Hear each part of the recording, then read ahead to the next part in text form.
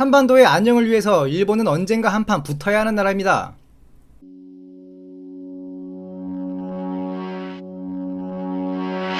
안녕하세요, 자객입니다. 오늘 영상에 앞서 저는 일본을 별로 좋아하지 않는다는 점을 미리 말씀드립니다.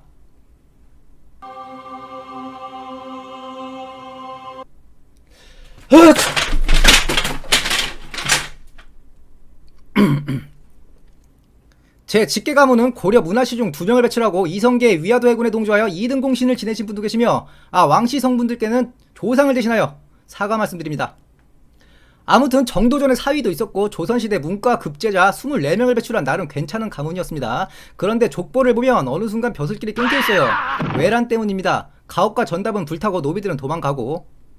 글귀가 하나 있습니다. 대대로 벼슬하던 우리 세족이 평민과 노예로 전락하고 자손이 남보다 더 멀어진 것을 눈으로 보게 되었으니 통탄함이 끝이 없다. 평해양씨 세보에 수록된 권율의 중사관 황여일의 글입니다. 그로부터 약 350년 후 지금은 돌아가신 저희 할아버지 직접 독립운동을 하신 분은 아닌데 젊은 시절 독립군을 숨겨주다가 만주로 도망하신 이력이 있습니다. 아마 친구분이 운동을 하셨던 것 같아요. 아무튼 일본이랑 안 좋아요, 우리 집안은. 자, 그럼 일본의 한반도 침략의 역사부터 봐야겠죠. 1590년 선조는 일본의 통신사를 파견합니다. 도요토미 히데요시의 답서를 보고 황룡길은 침략 의도가 있다. 김성희는 그러한 정황이 없다. 라고 선조에게 보고를 하죠. 황룡길이 문제 삼았던 히데요시의 답서 글귀는 정명가도였습니다. 명을 정벌하려 하니 길을 빌려달라는 거예요. 아무튼 도요토미 히데요시는 그 이듬해 요시토시를 사신으로 다시 파견하죠. 똑같은 얘기를 합니다. 명을 치러 갈 테니 길을 타달라. 뭔 개... 당연히 거절했겠죠. 히데요시를 신뢰할 수 없었을 뿐만 아니라 당시 조선은 명과 군신관계였고, 그리고 길을 타달라는 건 그냥 길만 터주는 게 아니에요. 조선이 명과 일본 전쟁의 병참화 되는 것입니다. 병참화. 어디서 많이 들어봤죠? 네, 일제강점기 배울 때 나옵니다. 한반도의 병참기주야. 이렇게 외란과 구한말 국권 침탈이 결국 같은 맥락이라는 거예요. 아무튼 길을 터준다는 건 군수물자를 나르는데 협조해야 하고 베이스 캠프를 제공하는 거나 마찬가지예요. 우리 전쟁도 아닌데 거의 뭐 조선을 속국 비슷하게 만만하게 본 거죠. 게다가 전쟁 후에 일본이 지면 국경을 맞닿고 있는 조선은 어떻게 그 후폭풍을 감당할 것이며, 설사 일본이 명을 점령하더라도 조선을 가만두진 않겠죠. 제가 개를 2마리 키우는데 그중 얘가 좀 영리하거든요. 이 녀석에게 선조 대신 의사결정을 하라 해도 아마 거절했을 겁니다. 자, 그럼 구한말 일제 침략 봅시다. 1592년 임진왜란에서부터 정확하게 318년 후 1910년이죠. 조선은 일본에 강제 합병됩니다. 이게 정말 반성해야 되는 게 정한론이라고 들어보셨나요? 1870년대부터 해서 일본 내 무사계층 자유주의 계열 인사들의 주장인데 말 그대로 한반도를 정벌해야 된다는 논리입니다. 1910년보다 훨씬 이전인 1870년대 이미 조선 침략이 계획되고 있었던 거죠. 온건파인 이와쿠라 도모미에 좌절되죠. 이 온건파가 일본의 정권을 잡고 후일의 이토 히로부미도 이 온건파 소속입니다. 온건파 소속이라고 해서 조선 놔두자 이건 아니었어요. 다만 지금은 때가 아니다 이뿐이었습니다. 그러니까 강경파, 온건파 두 정치 세력 간의 대립이었죠.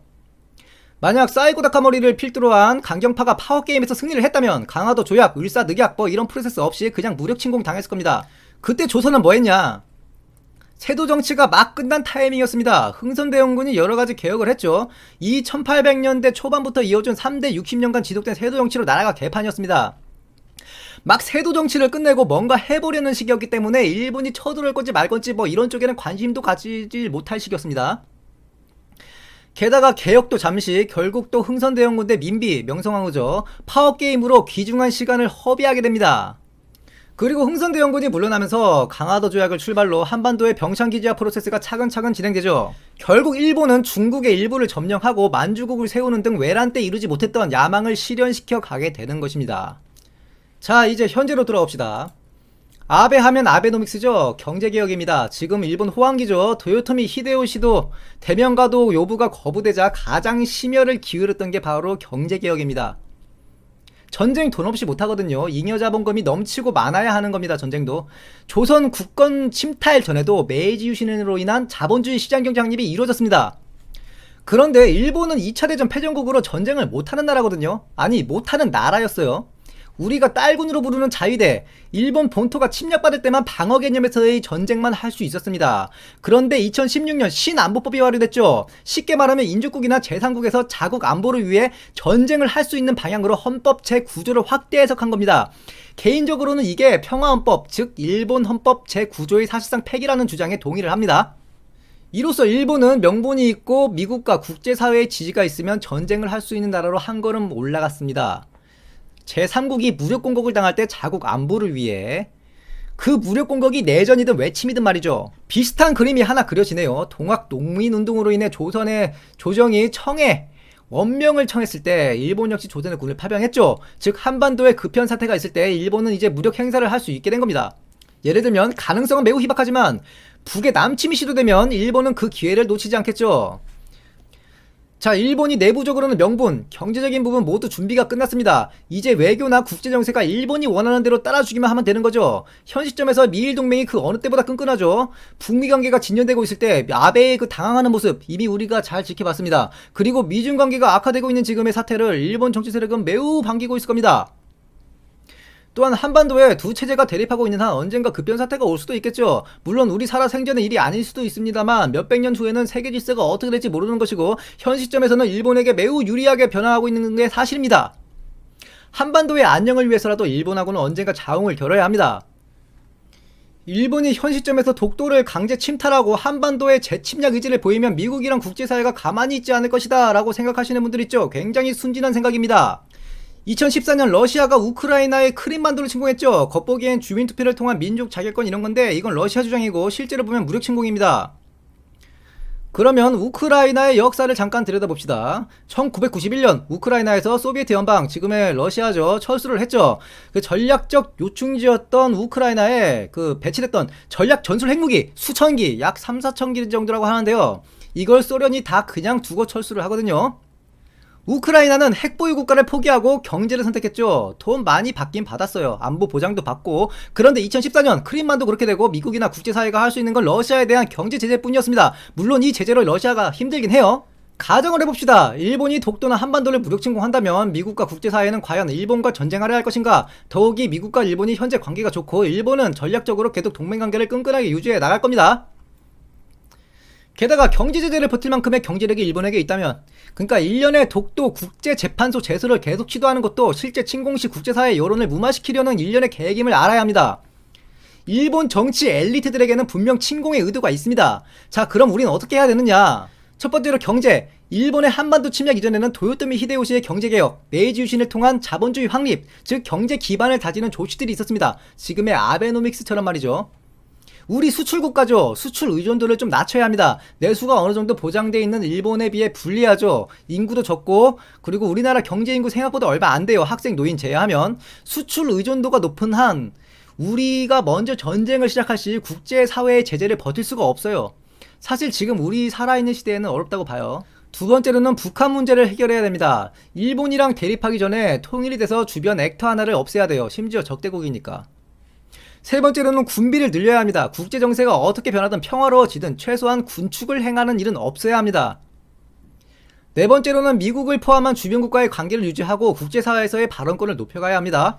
다섯 번째로 가장 현실적이고 중요한 겁니다. 아주 나중에 주한미군의 철수에 관한 논의가 나온다면 말이죠. 그 주일미군이 일본 본토에서 철수하기 전에는 주한미군의 철수를 최대한 늦춰야 합니다. 자주국방 중요하지만 이건 자주국방 전에 대일관계에서의 큰 부분에서 전략이에요. 일본에만 미군이 주둔하고 한국에는 주둔하지 않는다면 전략적으로 매우 불리하겠죠. 결국 미국 눈치 보고 하는 전쟁인데 미군이 주둔하고 있는 국가를 치는 게 상식적으로 어렵다는 겁니다. 반대로 일본에서는 철수를 하고 한국에는 미군이 주둔한다면 일본의 한반도 선제 공격 역시 어렵겠죠. 물론 이 주장들에서 하우투가 빠졌죠. 어떻게 할 것이냐. 지금 현 시대에서 이룰 수 있는 일이 사실 그리 많지 않습니다. 후손들에게 맡겨야죠. 저를 포함한 우리 시청자분들이 명을 다해 죽어도 이 영상은 남아서 후손들에게 전해지고 만국의 한이 서르지 않았으면 합니다. 자, 부록인데요. 일본은 한 번도 정복되지 않았던 나라입니다. 신풍도 있고 뭐 패전 후에 미 군정 시기도 정복이라는 단어는 어울리지 않죠. 그런데 일본은 한 번 점령되면 그걸로 끝이 난다고 봅니다. 일본 역사를 보면 밀란이 거의 없어요. 제일 컸던 게 시마바라의 난인데 이것도 반은 종교적인 이유고 뭐 이키라고 해서 반란 비슷한 개념도 있는데 우리가 알고 있는 죽자고 덤비는 그런 반란 개념은 아니에요. 일본은 주변에 잘 동조하지 않는 국민성을 가지고 있습니다. 우리랑 매우 다르죠. 이 부분에 대해 좋다 안 좋다 옳다 그르다 같이 판단을 하지 않겠지만 우리나라의 역사를 보면 우리나라 사람들이 안 읽고 온 것 좀 못 찾는 국민성이 있어요. 반란 밀란 이런 거 엄청 많아요. 뭐 정치 세력의 반란은 어느 정도 성공 가능성이 있으니까 나라를 떠나 어디서든 많이 나타날 수 있습니다. 그런데 밀라는 진짜 맨땅에 헤딩이거든요. 한번 볼까요? 왕후장상의 씨가 따로 있냐? 만정의 난이죠. 그리고 망이망소이 있죠. 원종애노의 난 있죠. 조이총의 난. 조이총의 난은 뭐 정치 세력의 난이라고 보기도 하는데 구성은 대부분이 농민이었으니까. 그리고 남적봉기, 임술봉기, 이어지는 동학 농민운동. 그리고 이름도 알려지지 않은 밀란의 기록이 굉장히 많습니다. 그 촛불로 정권 바꾸는 게 우리에겐 어찌 보면 자연스러운 거고 일본 입장에서는 충격일 겁니다.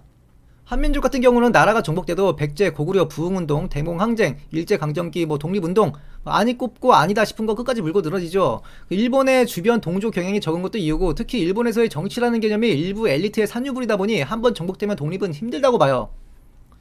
자, 이번 영상 재밌게 보셨습니까? 사실 다음 주제를 아직 못 정했는데 더 재밌는 거 갖고 오겠습니다. 이상 자격이었습니다. 좋아요, 구독은 더 좋은 컨텐츠로 여러분께 들어갑니다. 감사합니다.